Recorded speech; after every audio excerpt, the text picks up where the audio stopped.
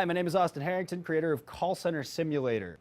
Call Center Simulator is a multiplayer VR shooter based on Nerf gun fights. So this all started when I was working at GoDaddy.com. We would alleviate stress in the work environment by firing Nerf guns at each other. Our teams would shoot guns at other teams.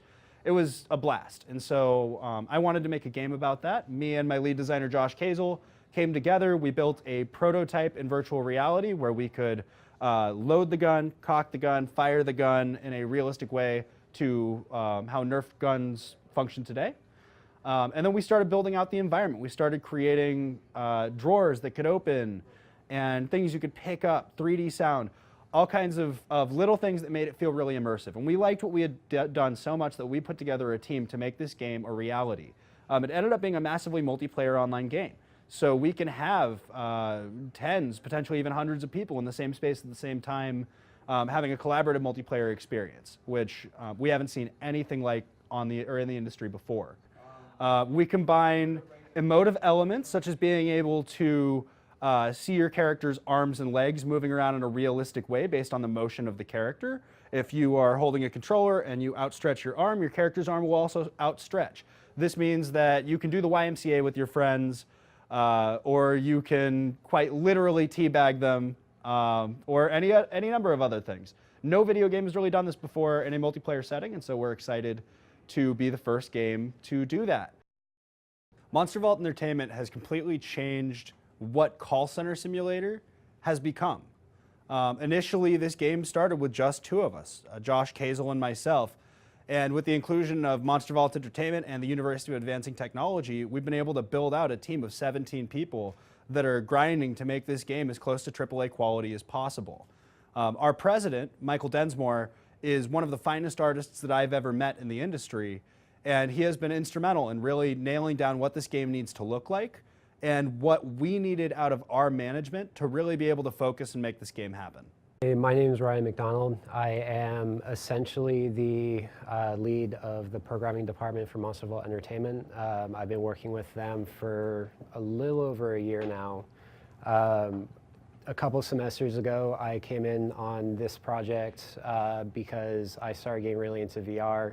I wanted to do more VR stuff. We came across the opportunity to use Spatial OS, and researching this, we decided to actually use it.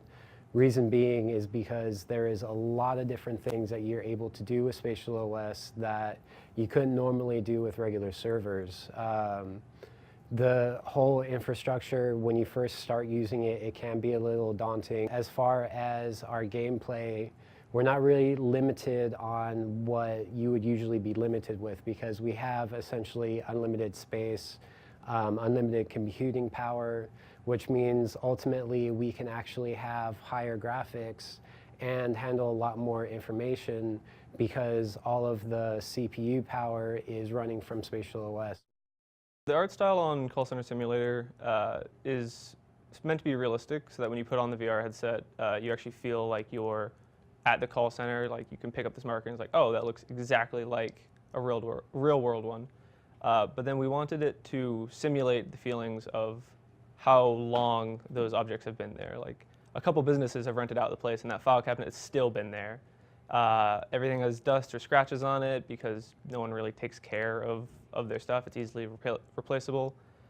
You know, standard just pen where there's just thousands of it just lost throughout the office. So working with Monster Vault Entertainment, or more specifically Mike Densmore, was a really big help to us on the team. He's an industry professional with so much experience that he really propelled us forward on what us as individual artists could do, and then just the game as a whole.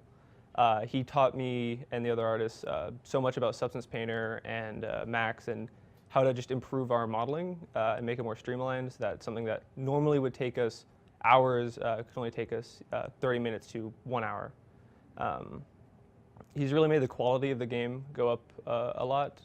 It feels more and more like a AAA title, just the more Mike works with us. And he's just produced so many assets that it's just unbelievable. I'm Josh Kazel, lead designer on Call Center Simulator. Designing for call center simulator has been really interesting, mainly because all the interactables that we have in the game have to be spawned in.